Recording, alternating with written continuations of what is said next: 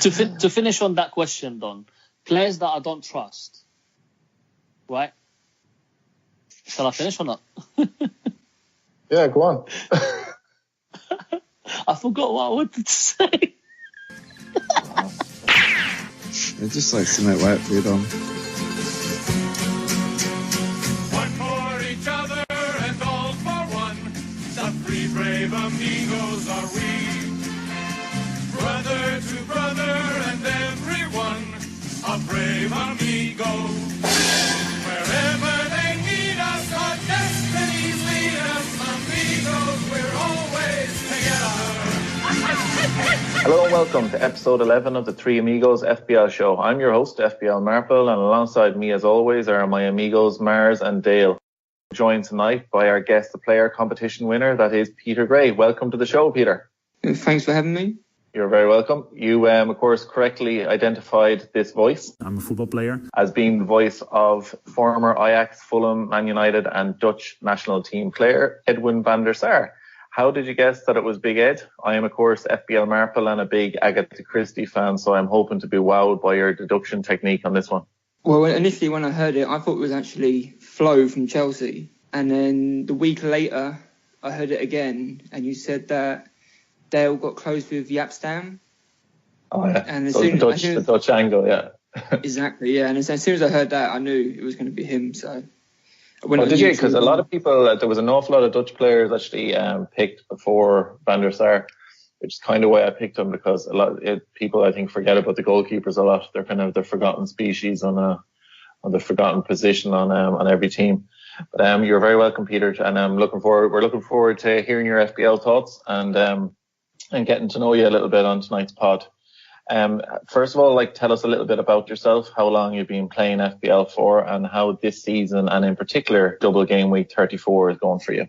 I've been playing about 8 years, but mainly just doing mini leagues with friends. And then this year, I joined Twitter to try and get ahead of them, and I kind of got involved with overall rank, and now I'm kind of totally into that. So it's I've kind of gone away from mini leagues a little bit. And this year I'm at 250k. I've dropped about 100,000 places in the last 7 weeks, so I'm not doing that great, but I'm confident with Game Week 37 Kane to triple captain that I can bounce back. How is double game week 34 going? Has it turned out to be a bad one like a lot of people seem to be experiencing? Yeah, it's not going that great right now. I've got about 59 right now, but I took a -8, and so 51. And I've got, I think, 7 players left, 8 including Alonso, but I don't think he'll be playing. So yeah, he's hurt a lot of people because obviously they were keeping him around for the double, and yeah, he's burning them. But I'm trying to place your accent. Whereabouts in the world are you from? I'm Surrey. Oh, sorry, very good. Excellent. We're kind of 250k is quite good for definitely myself and Dale would swap places with you any minute, any day of the week. Sorry. Quite good. Yeah, Peter. It's a good idea for me to get my dig in at myself early before Mars has a chance to do it. But hey, yeah. I haven't said anything for a few weeks. Peter, 250 is high heights in this pod. If they took me out anyway. Now, welcome and well done on guessing the player. You did well there. So welcome to the show. Yeah, and tell me, Mars, how has double game week 34 been going so far for you? Yeah, I can't complain. 74 points, -4, but my -4 was Boomerang and who did I take out? Oh, Mustafi. And I brought in Long, thanks to you. You think so, but I just saw 4 million there. Long and Kane. So, I mean, to be honest, winner. Chicken dinner, all the way. At the moment, anyway. No, for me, it's all about the mini league. And in my mini league, I've actually... So since we started... This is going to go into my rant of the week. Since we started thinking about chips around game week 25, I've halved my rank. And I've gone from 5th to 1st in my mini league, which is all always has been my plan to basically attack my mini league. I'm one of the only one in top 5 that captain Kane. Everybody's gone Lukaku. A couple of triple captains on Sanchez. So for me, this game week, especially tonight, was brilliant. With Kane, Son assist, nobody had Son, and Gross getting. So basically for Liverpool, Spurs drop points. For me, I get points everywhere. So I'm happy so far, and I'm still confident that I can hit over the 100, which is not bad in relative, because here comes my rant. Everybody's complaining about a double game week, but everybody's doing bad. So just enjoy it. It's a laugh. We said from the beginning it's going to be a rotation minefield, and 37 is not going to be any better, because by 37 everybody's going to be relegated, safe. Top 4 is going to be sorted by the looks of things. City are going to be having a party. It's going to be, if he doesn't play Foden and Diaz and whoever now, when is he going to see if they're ever good enough? He might not, but my point is just enjoy it and go with the flow, man. Relax. Everybody's just too het up about this game week. Enjoy it. I think we could probably use a song there, Mars. No? Don't worry. Haven't got one for us, no? About a thing. Every little thing is going to be all right. My game week is actually going nicely. I didn't take any hits, 69 points. Ali being rested tonight wasn't ideal.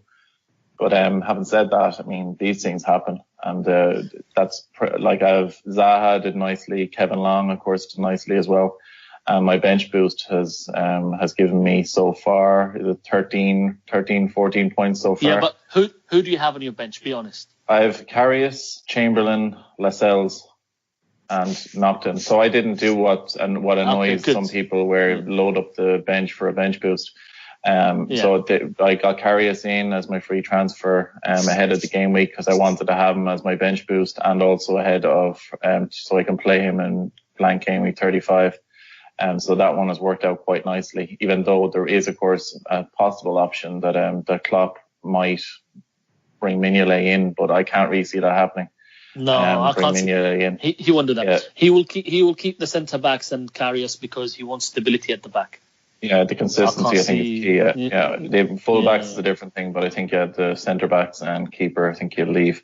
But so going good, 69 points with how many players have I got left? I have 4, 5, 6. I've only 6 players still to go, but I'm quite happy with that now. And like I said, I think if we break the 100 in this double, I think everyone would be very happy if you manage to break the 100. But fingers crossed I will. Dale, tell us, how did you get, or how are you getting on in this game week so far? I don't even want to talk about it. It's good job you came on an FPL podcast, so. It's terrific. I took a minus 97.5, and it's not worked. Who could have foreseen it? I'm on like a minus 8. And it's just not gone well. I think I'm on about 40 points, something like that. I ain't even checked. As soon as I seen Brighton had scored, I was like, I ain't even checking. So I've still got the Lukaku captain to go, but yeah, I'm not expecting much more. Who'd you captain? Lukaku, is that? Yeah. Yeah, same as Peter, who did you captain this game week? Kane. Kane, yes, so we have 2 Kane captainers and 2 Lukaku captainers, yeah. I'm telling you, tomorrow's about Rashford. Rashford's going to spank it tomorrow. You keep on saying that every week, and some week you can right, as we always say. He hasn't done much for you since you got him in. But what are you talking about, spanking? I said someone's going to spank it tomorrow. Are we still talking about football here? So lads, let's move on. We, of course, the main topic on everyone's lips is to do with the blank game week and kind of how people are going to be set up for this coming weekend. Last week, of course, it was all about the double, but this week it's all about the blank. Only 6 games are taking place in game week 35, with a lot of teams who are so sought after due to their doubles in game week 34 blanking this game week. For those with a free hit chip, it is easily solved, but for those without their wild card or free hit chip, they may feel slightly ill when they look at their lineup for game week 35. I did see actually FBL Fly, I think it was, put up a shot of, imagine if you logged into this and you didn't have a free hit chip. I think you'd like 2 players that were playing in 35. But first topic of conversation, I want to actually look at this kind of 2 scenarios, people with the free hit and people without. So first let's look at the people without a free hit chip to play. That's myself and Dale for 100%. Their reasoning for transfers this game week will of course look beyond just game week 35 to the 3 remaining game weeks to come as well. Mars, give me the players and or teams at each position who you feel offer the best value for those managers, and how many hits would you advise as being reasonable? Yeah, so teams, I mean, non-free hitters, obviously, if you didn't have a free hit, you would have been, well, hopefully you'll be planning. Otherwise, you're going to have a nightmare when you look at your team, or you already had the nightmare when you looked at your team. But, I mean, listen, I'm not going to say anything here that is going to rock people. It's, you need City players, you need Liverpool players, and you need Arsenal players. The good thing about it is City, City and Arsenal and United, City and Arsenal have a double game week to follow. So the players that you invest in, you can have for double game week 37. And they also have, City, they have a nice fixture against West Ham. We'll talk about the rotation at City. Arsenal have United and then a nice double. So those are the teams that I would look at. Obviously, a lot of people would have had Burnley players because of the double game week and then the fact that they're cheap. But Burnley is another option. I've seen a lot of people with Arnautovic. Why not? Arsenal are not keeping many clean sheets, and West Ham are pretty much a one-man team at the moment. He's doing really well there. And then the last team I would say is Palace. Palace really surprised me, actually, to be honest. I did not expect anything from them under Roy Hodgson. But the way they're playing, they even played well in the games and scored in the games that they lost against the big teams. And now they're winning games. I know it was a derby and they probably were up for it more than any other game. But the likes of Zaha, Milovic, or Millie, let's just call him Millie, they're cheap and a lot of people seem to have them. Hits-wise, I think you want to be at about 8 to 9 players. I think that should be fine. A lot of players will not have 11 players. So if you've got like 7 and you can take, you can do 2 transfers for a -4, that's absolutely fine. I think if you're anywhere near 8 to 9 players, you should be fine. I wouldn't go any more than a -4, mainly because 35 could just be as much of a rotation risk as 34. You've got Liverpool, you've got the Champions League, you've got City, we don't know what's going to happen. And then the other teams, teams like Everton and Newcastle, they're safe. Watford, they're safe. We don't know what's going to happen or if they're going to turn up or not. So think about players that are definitely going to play. Palace, they still need the points to stay up. Apart from that, to be honest, apart from Palace, the certain players, the rest, it's a gamble and you need to be ready. Boomerang is a player we know will play because he's one of the only players in the Arsenal team that doesn't play in Europe.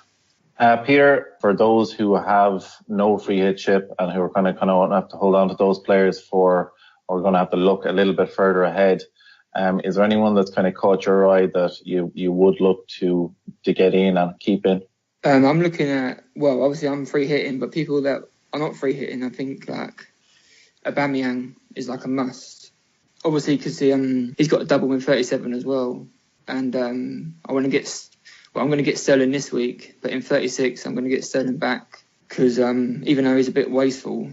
Yeah, and he gets into some serious. He is wasteful, but he does get into a lot of good attacking positions, and he has returned points regularly.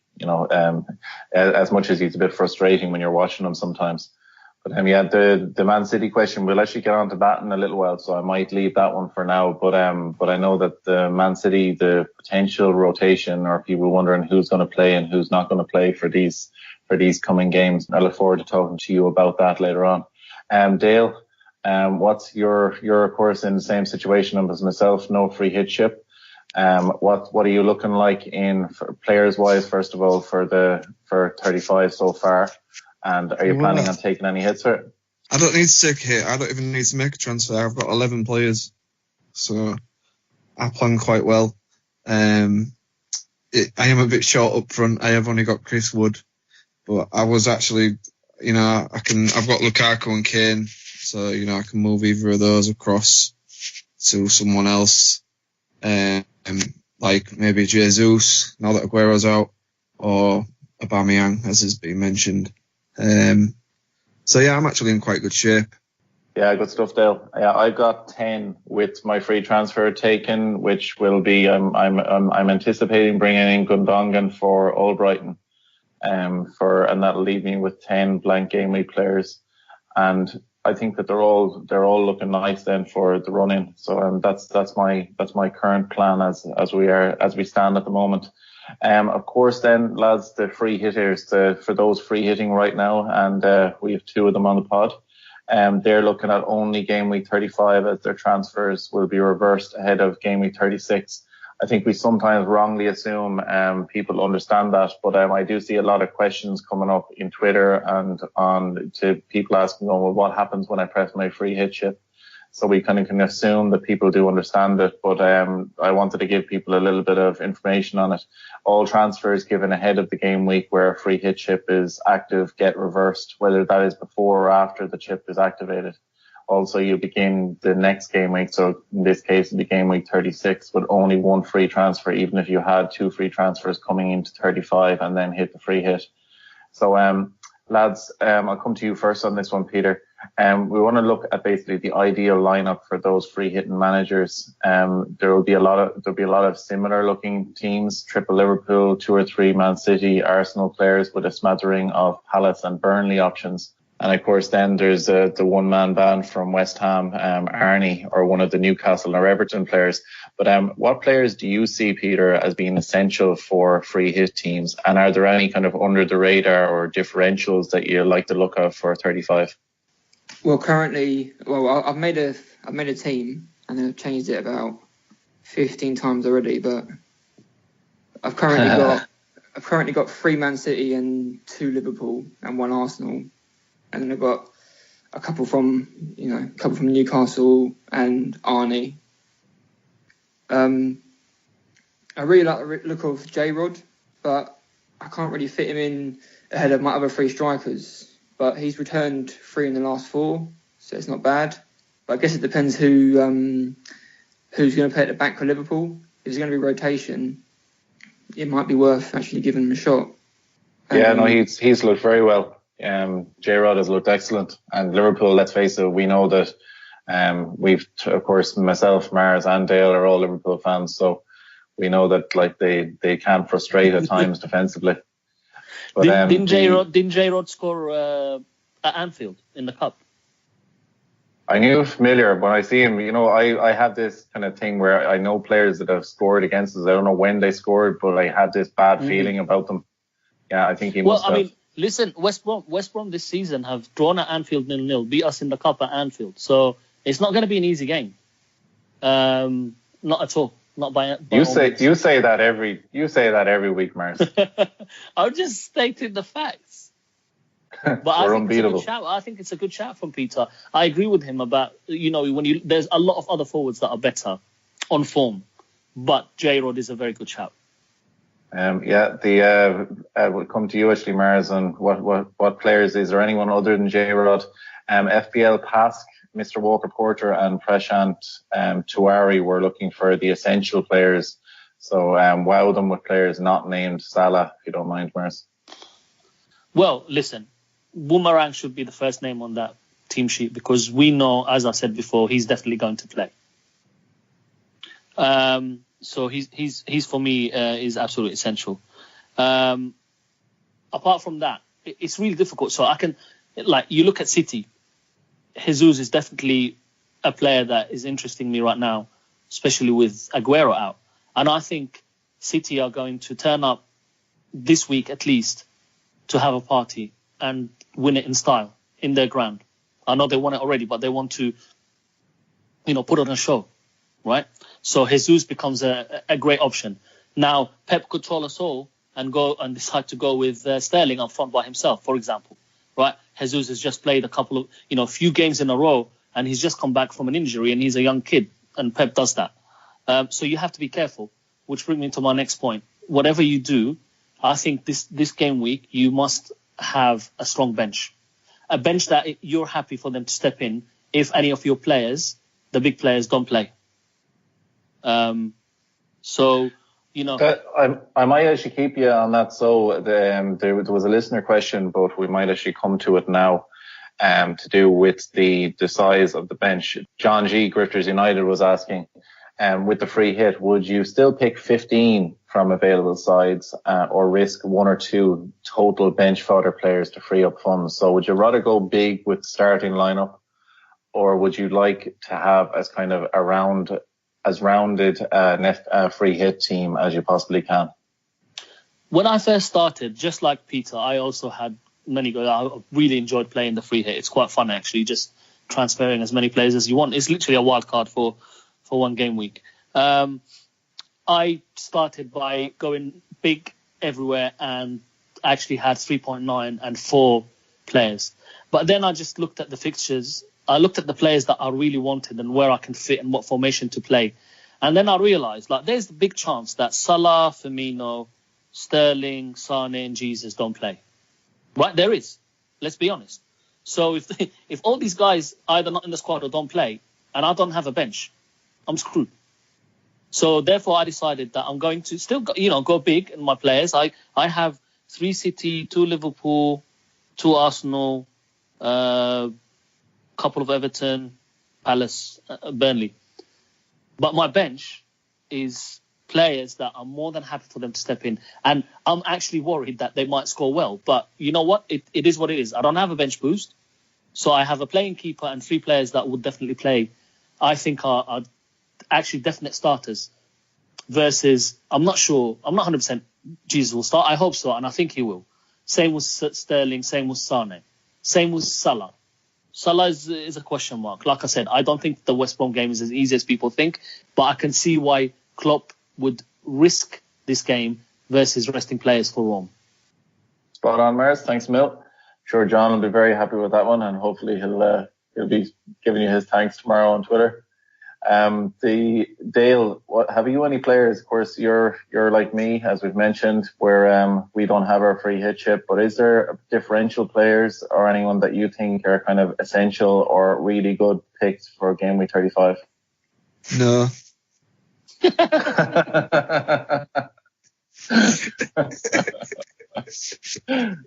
No. That's brilliant. Thanks, me and Dale. We'll move on, lads, to the City talk. So their next section of the show, which we wanted to talk about. Everyone is looking at City because with the very nice run in, especially with a delightful double in game week 37, Man City players are obviously looking attractive. For me, they should be safe for 35 due to that being the game where they'll parade the trophy in front of their own fans and they'll want to stomp all over Swansea on their way to that presentation. However, after that, they play West Ham away, Huddersfield at home, Brighton at home, and Southampton away. Mars, I'll come to you first on it. I know John G. Grifters was asking a question to do with City, and as was a lot of people, and it seems to be the talk of Twitter. You telling us before that Pep tends to rotate heavily once the title win is achieved. Do you feel that is likely to happen now that they have nothing to play for in Europe and are out of the FA Cup? And what players do you think can be trusted and which cannot be trusted? Yeah, the last one is a tough one, but let me start. When I said Pep rotates after the league is won, that's when he's normally still in the Champions League. He's not anymore. So this could, debunk everything. I've seen people say they want to go for the 100 points and break Chelsea's record, and he could do. But I also think, what other opportunity does he have to play the youngsters now with some of the old players? If I was him, I would want to see how Foden, Diaz, and all the other kids that they have, those promising kids that we keep hearing about, how do they do in Premiership games where there's no pressure, but they still play? I'm not saying he's going to go 11 youngsters, but I can see him throwing in a few. I agree with you though. Not this game week. I think this game week is a party, and he will put his strongest team out. Question though, will they give them the league? I thought the league, they'll only give them the trophy at the last day. Not that it makes any difference, by the way. They're still gonna go out there and have a party. At their, in front of their own crowd, and absolutely go and put a show on. Trusted players. I think Kompany will play, being the captain. He will lead the team out because they just, they're the winners. Apart from that, I can't put my finger on who he would. I can't sit here and tell you 100% this guy will play. I do think he'll put his strongest team out, and I've gone all out attack on City. 3 attackers. I don't think it was necessary, Mars, for you to pause when you were deciding whether to call them fans or a crowd or whatever like that. It's a little bit petty. I know they're not. They're not Anfield and they're not Liverpool fans. No, they're doing their best. They're doing their best. I think they were pretty embarrassed by that thing on Twitter. Oh gosh, that video! Oh, that was unbelievable. Did you know my favourite bit? Did you see the old men in the pub? Did you notice that they were drinking water? Drinking water, yeah. I was imagining my dad or someone like that being asked to do that role in the pub, and he'd be going, "You must be joking." Peter, tell us, what's your take on Man City assets? Is there any that you trust, any of them that you're a bit nervous of? And maybe Gabriel Jesus, as Mars mentioned, with the Aguero injury, Jesus looks like he should be, he should play a lot of minutes in these final game weeks. Yeah, well, I think I'm going to get him in time for 37 because I saw today that Aguero's had a minor surgery, so he's out for basically the season now. So yeah, according to the site, I think the 29th of April is his return date according to the FPL site. But I'll listen to see what Ben Dinnery comes up with tomorrow. We'll see what he says. Yeah, I think either way, I'm still going to get him in. I think he's worth giving him a go. I think he's going to play most games now, and also I think Sterling's going to play as well. I think he's started the last 6, and if he's going to keep getting assists and goals near enough every game, I think he's worth the risk. At I think it's 8.7. I think he's worth the risk over someone else who might not play. I think those are the two that I'll get in for 37. Yeah, one thing that I think that Bernardo Silva, Gundogan, that's not the way you pronounce his name, but I'll do my best. Gundogan and Bernardo Silva, I think, will be 2 that will probably get a lot of minutes. But as you mentioned, Jesus is the only fit forward, and he'll want to be playing his way into the Brazil team as well, even for the, he will get game time, obviously, for them, but he'll want to be going in there on good form and, showing what he can do, especially with even Roberto Firmino doing so well down the road at Liverpool. He'll want to cement his position. It is a tough one, but I think he's highly enough rated in Brazil that he probably will be okay. But he'll want himself to be going in with, having scored a decent number of goals and kind of finish the season strong, to get himself in there. But Dale, what's your thinking on the Man City assets? Who can we trust, and who would you be feeling a bit apprehensive about? Yeah, well, we've already mentioned Jesus, and yeah, I'm bringing him in as well. So, Dinnery said he expects Aguero to be out for about a month. So I saw that earlier. Okay. So yeah, I think Jesus is pretty safe bet. I agree with Sterling, and I want Vincent Kompany. That's what I want. But what I'd be looking at is you only need to make 5 appearances if you to win a Premier League medal. So I think that might play into the rotation question. If a player's only got a couple of appearances, Pep might give him a medal and just bring him on as a sub or something. Is it 5? I thought now it's up to the team. It's a genuine question. Before it used to be 10, and I think now then it went down to 8, and now according to Google on what I've just googled, it's 5. So okay, fair enough. Yeah. One I think you're thinking of, Mars, is the Champions League, because I know Coutinho could, if Liverpool did manage to win the Champions League, which we are not going to jinx them by presuming anything, but it's if they did win it, they get 40 medals, and the manager then can decide who's going to get them. So he could give them to it's basically up to them to decide how many matches. He's above a minimum that they'd look at, but it is up to the manager to decide that. But I think with the Premier League, it is a certain number, and I'll take Dale's word for it that it's 5. I'm just going to look at. Are Liverpool in a semi-final? Yep, they are, Dale. Yeah, so I'm glad to bring you that breaking news tonight. Yeah. Now, just to round up on City, there are a couple of players that I'll be wary of, and that's Laporte and Otamendi, because you don't know who he's going to pick. I have a feeling he wants to ease Laporte in for next season. I agree. Well, I said at the beginning, and I agree with Dale about Kompany being the captain. I think he'll be there. It's just, there's too many options at centre back. You've got Stones as well, so that's a lottery. I mean, the safest bet is probably Ederson, but that's quite boring. Just go fullback. Go Benjamin Mendy. He's back. Yeah, but Mendy will play. Mendy will play. It's just, what I'm hoping to do. My plan would be, obviously, I've got free hit on 35. See what he does in 36, and then bring in the 37. But I know that I'm not going to be able to resist not bringing any City players for 36 either. So I'm just going to have to take a risk. I think with Man City's fixtures and Pep's like winning mentality and always wanting perfection, I think they're going to absolutely wallop teams who have switched off and on the beach. That fixture list is a dream. Absolute dream. Oh, yeah. Absolute dream. Especially when they're going to get the trophy as well. I think they'll want to put on a performance that game. I think in the last week he'll play his strongest team. The last home game, innit? One thing, Dale, is, when you're mentioning there to do with appearances, I looked it up there while you were talking, and the Claudio Bravo has one sub appearance so far in the season. Now, he could potentially get up to having enough to get a winner's medal if it is the five games or 5 appearances. The other one then is Phil Foden, Brahim Diaz, and Benjamin Mendy. Mendy only needs one more to qualify.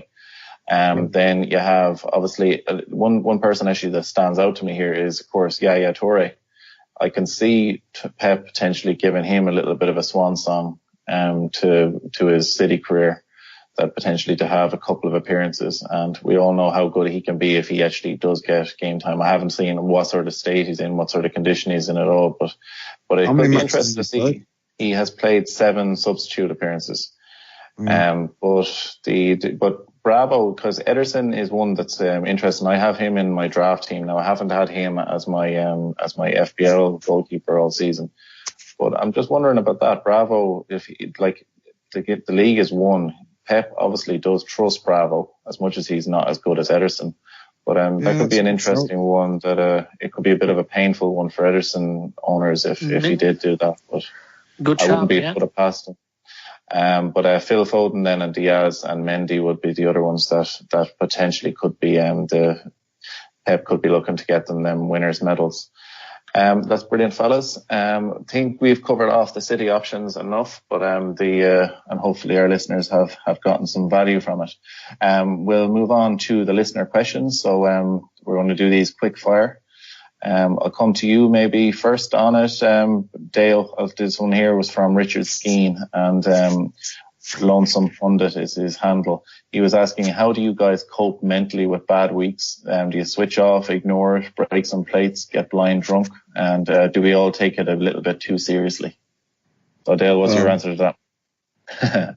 Well, if you didn't see it, it's I drink through the highs and I drink through the lows. It's that simple. Yeah, and the other thing we do is get on the Three Amigos podcast and we talk our way through it. Marzi, next one up for you. Mctavius was asking, I am planning to use a free hit in game week 35, but when he looked at his team, he has 9 available players and 2 free transfers. So now he has no real need for the chip.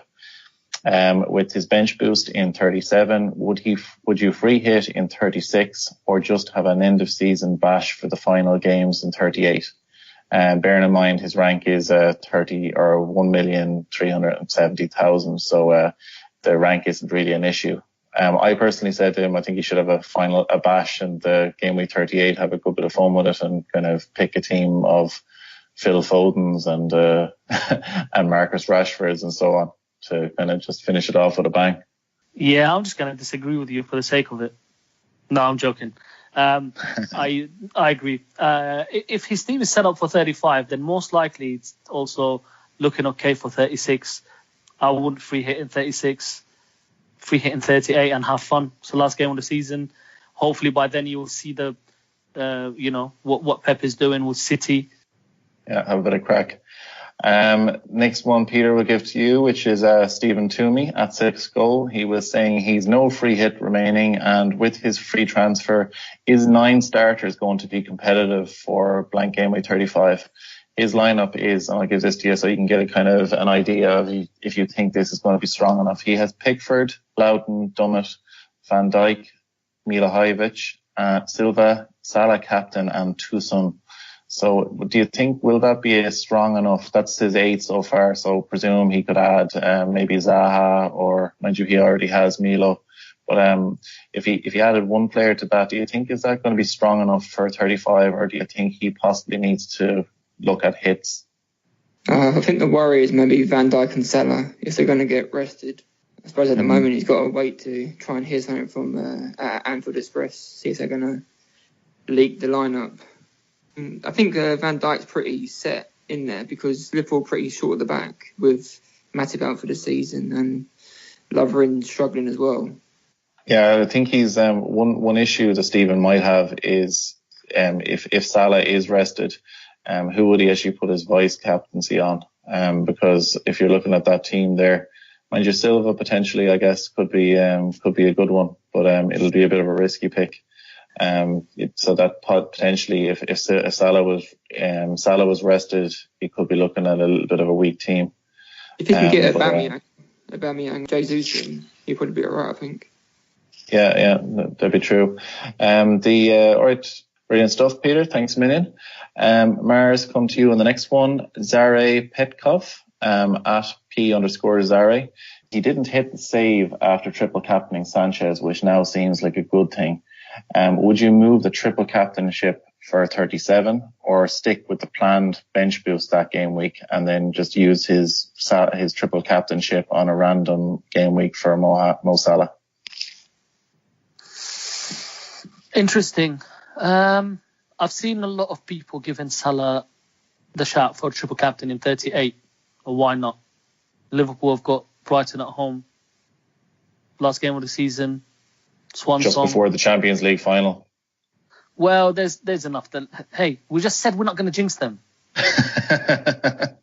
I would say, listen, if you have a good bench for 36, the bench, yeah, I mean, listen, bench boost is overrated, and I agree with people when they say that, because what you end up having is you try and invest so much in the big double game week players that you have a weak bench, which is what I try to do differently this season. If you have a good bench in 36, go for bench boost. But it depends on your plan for 37. If you had a good bench for 37, I would say play the triple captain on Salah. So really depends. Look at your team and say to yourself, is this bench good enough? Are they all going to play? Especially if if it's in a single game week, you want them all to play, and you think there's points or clean sheets there. If not, I would say stick with 37 and lump the triple captain on Salah on 38. Alistair Thompson at Ali Thompson 71 was asking, Dale, I'll give this one to you. He'd be interested in our opinion on goalkeeper and defensive choice, as most folk will choose from City or Liverpool, Aubameyang, Zaha and Arnie mids or attackers.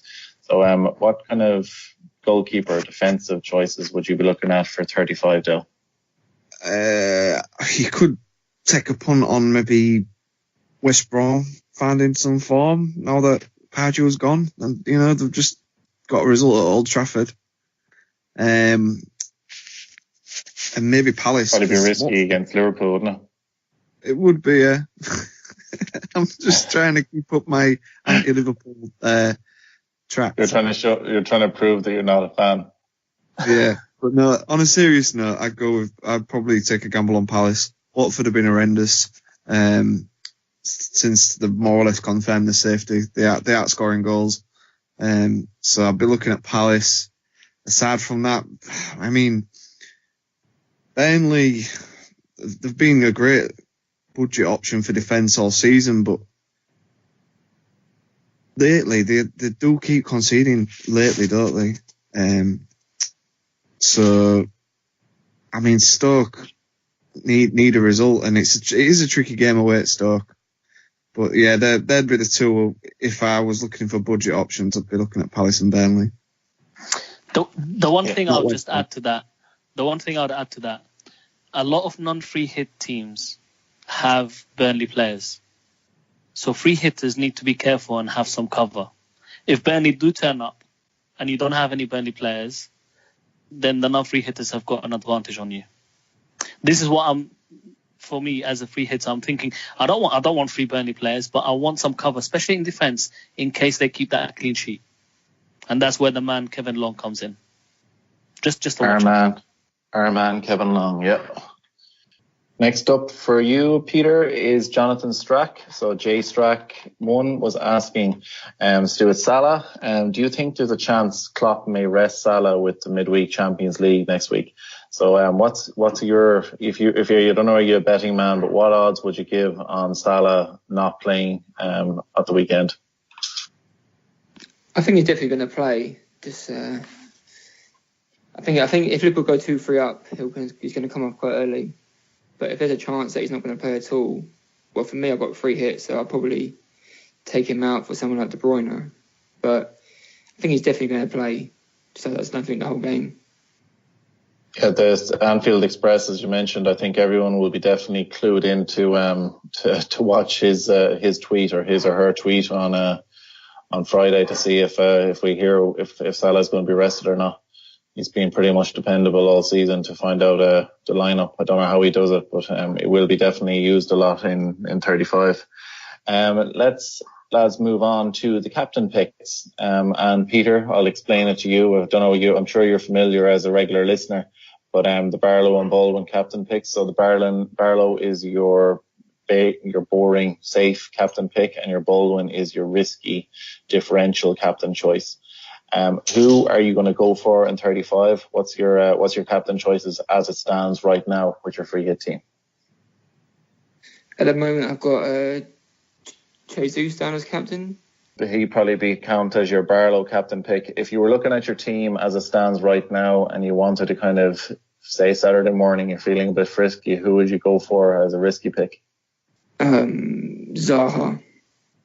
Yeah, he's been on fire. Great returns from a single game week player in a double game week. It's lovely when he comes together like that.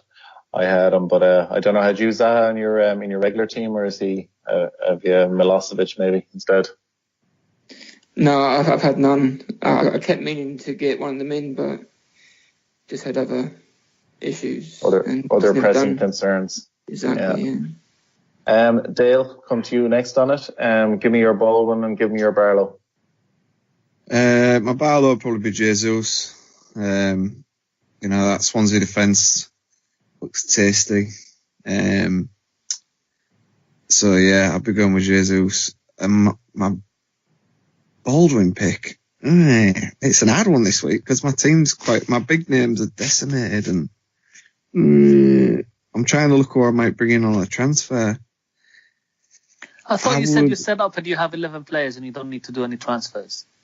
Yeah, but I did say my front line is lacking because I've only got Chris Wood, so I would probably use my transfer. I have got 11 players, but it doesn't mean I want to play them 11 players, mask off. I'm just saying I've got 11 players. I can't even pick one. Do you know what? I'll go Lacazette. I'll go Lacazette for my Baldwin because he needs game time because he needs to keep a match sharp for the Europa League, doesn't he? So I'll go with Lacazette. Good shout. Yeah, good shout indeed. Marzi, who are you going to go for? I'll go Boomerang. I agree with Jesus, but I'll go something different. Boomerang is going to be in everybody's team, so he'll be my Barlow. My Baldwin, I'll give you a couple just because I'm feeling nice.